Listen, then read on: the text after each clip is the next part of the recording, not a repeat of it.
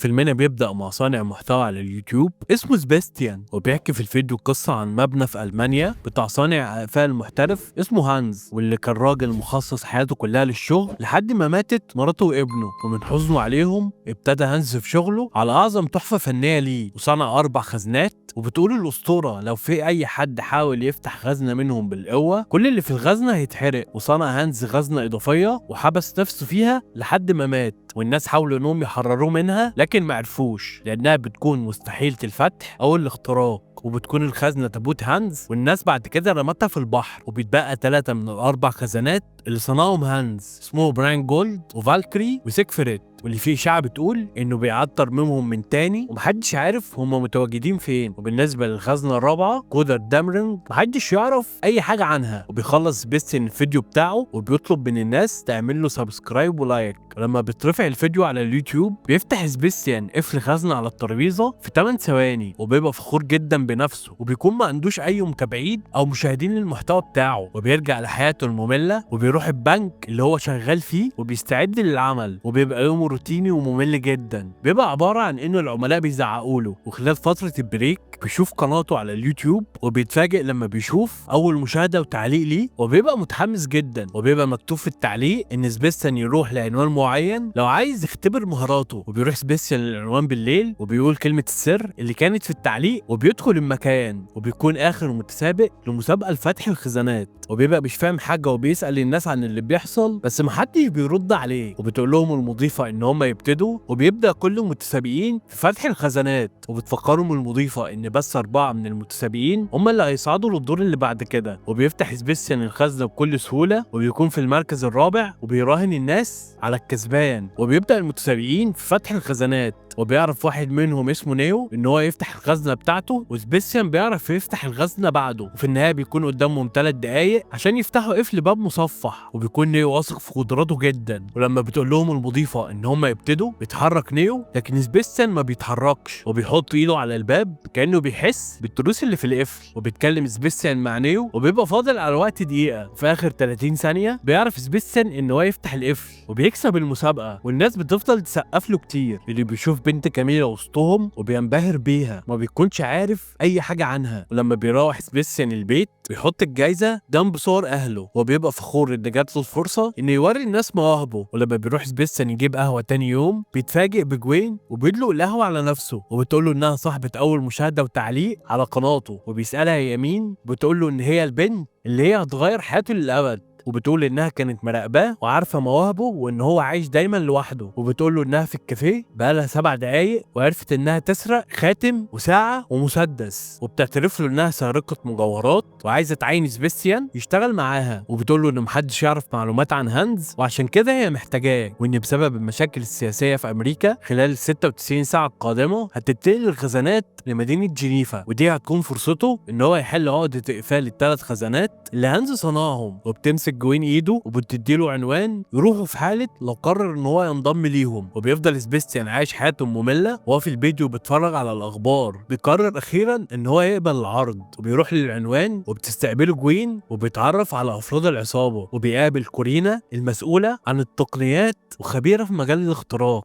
وبيتعرف على رارف اللي مفيش حد اسرع منه في السواقه. واخر واحد في الفريق هو براد جيج. وبتشرح كوين الخطه لسبيستيان وبتقول ان خزنه راين جولد في فرنسا في مدينه باريس وفيها 413 مليون من مكونات القفل. وبتكون خزنه فالكري في مدينه التشيك وفيها 235 مليار من مكونات القفل. وخزنه سيكفريد في مدينة سانت مورتز في سويسرا فيها 72 تريليون من مكونات القفل. وبتقول الإشاعات إن فيها 2 مليون دولار. وبتكون ال3 خزنات صاحبهم ملياردين من آسيا اسمه تاناكا. وبيكون الفريق ما عندوش وقت يضيعه فبيسافروا لباريس فورا. وفي طريقهم للبنك بيخاف سبيستيان وبيصاب بالقلق، ولكنهم بيكملوا خطتهم. وبيدخل سبيستيان البنك وبيروح الحمام، وبتمشي جوين وراه وبتسرق المفاتيح من حارس الأمن. وبتطلب من الموظفة إنها توصل لصندوق إيداع وبتستخدم اسمه مزيف. وبتدخل كورينا بيساعدها اللي واقف على الكاشير لانها الوحيده اللي بتتكلم انجليزي. وبتدخل جوين حمامات الرجال وبتاخد سبيستيان وبيروح الخزن دراين جولد. وقبل ما سبيستيان بيبدأ شغله بيضيع وقت طويل وبيحكي قصة الخزنة لجوين. بتكون جوين غير مهتمة باللي بيقوله وعايزاه يبدأ بسرعة، ولكنه بيفضل يكمل قصته وبيحكي ازاي تم استخلاص الذهب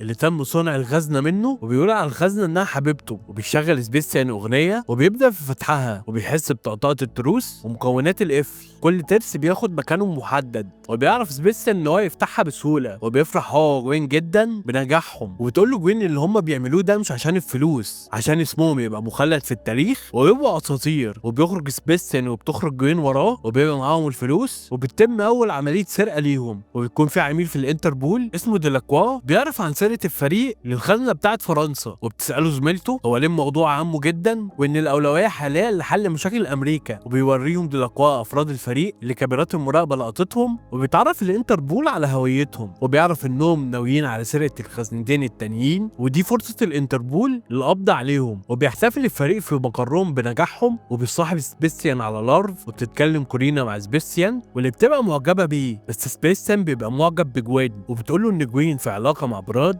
لكن في مشاكل بينهم دلوقتي. بيروح سبيستيان لجوين الأوضة وبتشرح له لقب براد، وبتقول ان هو سمى نفسه براد جيج من شدة اعجابه للممثل نيكولاس كيج. ولكن براد شخص نرجسي وبيحب يشتغل لوحده دايما. وبيحكي لها سبيستيان عن نفسه وطفولته، وبيتعرفوا على حياة بعض اكتر. تفضل كوين تتكلم، وبيبقى سبيستيان بيتأمل فيها ومنبهر بيها. ويكون براد متعصب من حبيبته اللي مشغولة مع سبيستيان، وبتطلب كوين من سبيستيان ان هو يقعد جنبها. وبتقول له بعد ما يخلصوا مهمتهم هي هتسافر لامريكا في مدينة نيفادا عشان الاشاعات بتقول ان الخزنة الرابعة موجودة هناك. وتاني يوم بيسافر الفريق لمدينة براغ، وبيبقى ديلاكوا مستنيهم هناك. وبيفضل براد يتصرف بعنف مع سبيستيان، وبيوصلوا لوجهتهم في البنك. وبيبقى سبيستيان خايف ولكنه بيبقى واثق ان هو يعرف يفتح الخزنة. وبيمثل سبيستيان ان هو محاسب، وبيقول للفريق ان هو جوه البنك. وبتعرف كورينا انها تخترق نظام الامن في البنك، وبتخلي سبيستيان يعدي من الامن، وبتوجهه خلال الطرقات لحد ما بتضطر انها تقطع الاتصال. وبيبقى سبيستيان مش عارف يعمل ايه من غير توجيهاتها عشان يوصل للخزنة. فبيدخل اوضه ممنوع الدخول ليها، وبيلاحظوا الحراس من كاميرات المراقبه ولكنه بيختفي. وبيكون في الاسانسير مع جوين، وبينزلوا لاوضه الخزنه. ولما بيتفتح باب الاسانسير بيقابلهم 2 من الحراس، بس جوين بتضرب الحراس لحد ما بيفقدوا الوعي. وبيبتدي سباستيان شغله على الخزنه، وبيفضل يحكي قصه الخزنه والاسطوره اللي وراها. وبيكون الانتربول لسه ما عرفش وجودهم، وبيقول ديلاكوا ان الفريق جوه البنك وبيبدا يتحرك على هناك. ولما بيحسوا الحراس ان في حد مخترق لنظام الحمايه بيقفلوا كل الابواب. وبتعرف كورينا ان الحراس بيحاولوا يقبضوا على الفريق، وبيبدا الفريق في تنفيذ الخطه البديله. وبيدخل الانتربول للبنك ولكنه بيطلع البنك الغلط، وده بعد ما تم نقل البنك لنظام الحمايه فيه افضل. وبيلبس براد قناع بيضرب الحراس باسهم مخدره وبيخليهم يفقدوا الوعي. وبتكون الخطه البديله عباره عن سطو مسلح للبنك. وبيبدا سبيستيان اخيرا في فتح الخزنه، ومحاولته بتفشل، والمقبض اللي في الخزنه بيدخل لجوه وبيطلع منها مقبض مختلف. ولو سبيستيان فشل تاني في فتح الخزنه تفضل مقفوله للابد. وبيكون سبيستيان قلقان ولكنه بيعرف يوصل للتقدم. وبيعرف سبيستيان بمهارته ان هو يفتح الخزنه. وبيفرح هو وجوين لما بيشوفوا الفلوس اللي فيها. وبتكلمهم كورينا وبتقول لهم وان مفيش قدامهم وقت كتير. وبيبلى سبيستيان وجوين الشنط بالفلوس وبيخرجوا منها. وبيجي براد يخرج ولكنه بيتفاجئ بواحد من الحراس وبينط من الشباك ولكنه بيتصب رصاصه. وبيعرف جوين وسبيستيان انهم يخرجوا بسلاسه بسبب الالهاء اللي براد عمله. ولما بتبدا عربيه الفريق تتحرك بيجري الاتنين ورا العربيه وبيحاولوا ينطوا فيها وهي بتتحرك. وبيساعد براد كوين، ولكن لما سبيستيان بيبدا يركب في العربيه بيرميه براد على الارض. وبيبقى كل اعضاء الفريق زعلانين على سبيستيان، وبتطرد الشرطه سبيستيان وبيعرف يهرب منهم. وبينط على القطر وبيتحرك. وبتقول كورينا للفريق ان سبيستيان لسه ما اتقبضش عليه، او على الاقل الشرطه ما اعلنتش ان هو اتقبض عليه. وبتطلع خطه الفريق طول الوقت ان هم يتخلصوا من سبيستيان بعد العمليه الثالثه والاخيره. ولكن جوين بتبقى متضايقه من براد بسبب اللي عمله معاه. وحتى لارف كان بيقول ان هو بيحب وجود سبيستيان. وبتبقى جوين مش عارفه ازاي الفريق هيفتح خزنه سيكفريت من غير سبيستيان. وبيقول لها براد ان هم معاهم فلوس كتير ومش لازم ينفذوا المهمه الاخيره. فبتقول جوين ان الهدف مش الفلوس. وبييأس براد من محاولاته لارضاء جوين وبيخليها تفضل معاه في الفريق. وبيقول لها ان هو بيحبها ولكنها ما كانتش بتحبه، فبيتعصب وبيرميها من العربيه. وبتتخلى كورينا هي كمان عن الفريق وبتنضم لجوين، وبتسالها هيفتحوا ازاي الخزنه الجايه. وبيعرف سبيستيان ان هو يوصل لبيته، وبتكون جوين وكورينا مستنيينه وما بيبقاش واخد باله منهم. وبتتكلم البنتين مع بعض عن ازاي يتكلموا معاه. فبتصرخ كورينا وبتخلي سبيستيان يتخض.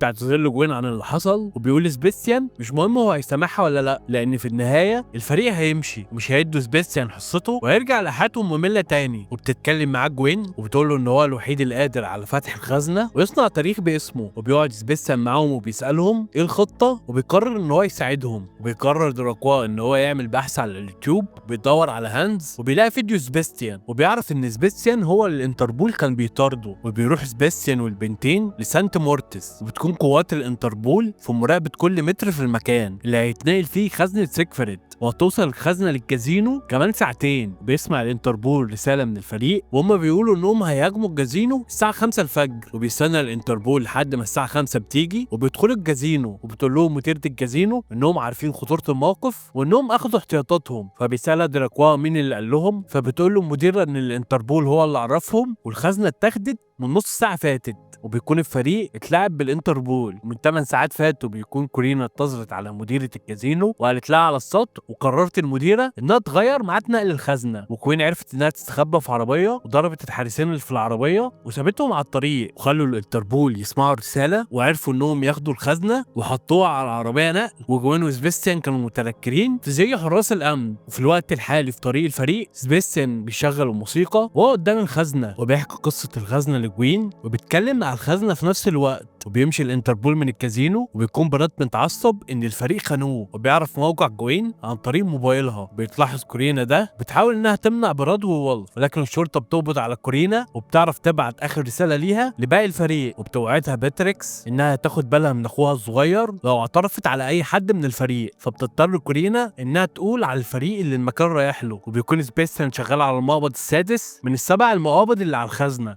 وبسبب المنعطفات اللي العربيه بتاخدها بيخبط سبيستيان في الخزنه وبتحصل صدفه وبتتحرك التروس في مواضعها وبتتفتح الخزنه اخيرا. وبيكون براد والانتربول وراهم، وبيفتح سبيستيان وجوين الخزنه وبيملوا الشنط اللي معاهم من الفلوس اللي في الخزنه. ولكن لما بيخرجوا من العربيه بيلاقوا براد مستنيهم، وبيحاول براد ان هو يضرب نار على سبيستيان، ولكن بتطلع ان جوين بوظت سلاح براد. وبتتخانق جوين مع براد وبيبقى سبيستيان متعصب جدا وبيروح يضرب براد، وبتربط جوين براد في العربيه وبتهرب مع سبيستيان. وبيقبض الانتربول على براد وبالف، وبتبقى جوين فرحانه بسبيستيان عشان حاول ان هو يدافع عنها، وبيقول لها ان هو معجب بيها جدا. وبالرغم من سوء التوقيت بتقول له جوين ان هي كمان معجبه بيه. وبيوصل الاتنين بالفلوس للمينا اللي في المركب اللي هيهربوا بيه، ولكن ديلاكوا بيعرف ان هو يوصل لهم ويواجه مسدسه اتجاه جوين اللي بتوجه سلاحها هي كمان ناحيته. وبتعمل جوين معاه عرض ان هو يقبض عليها مقابل ان هو يسبي سبيستيان، وبيوافق ديلاكوا، لكن سبيستيان بيرفض. وبتقول جوين لسبيستيان انها توصل له وانهم هيفتحوا الخزنه الرابعه مع بعض، وبتزعله وبتخليه يركب المركب ويهرب. ولما بيشوف سبيستيان جواز سفره بالاسم المزيف بيلاقي تذكره السفر لامريكا بيتكسر قلبه، لان دونا عن كل الناس اللي في العالم هي اختارت تكون معاه. وبيؤمن سبيستيان ان هو هيقابلها في يوم من الايام ويحلوا لغز الخزنه الرابعه مع بعض. وفي يوم من الايام في كاليفورنيا في امريكا واحد وواحده بيدخلوا المحل صانع اقفال وبيلاقوا سبيستيان وبيوروا له مخطط للخزنه الرابعه وبيسالوه لو يعرف يفتحها. وبيفرح سبيستيان وبيشاور براسه ان هو موافق، وبيبقى عارف ان هو هيقابل جوين. كده يكون خلص فيلمنا. لو عجبك الفيلم متنساش الشير واللايك والسبسكرايب عشان تشوف كل جديد.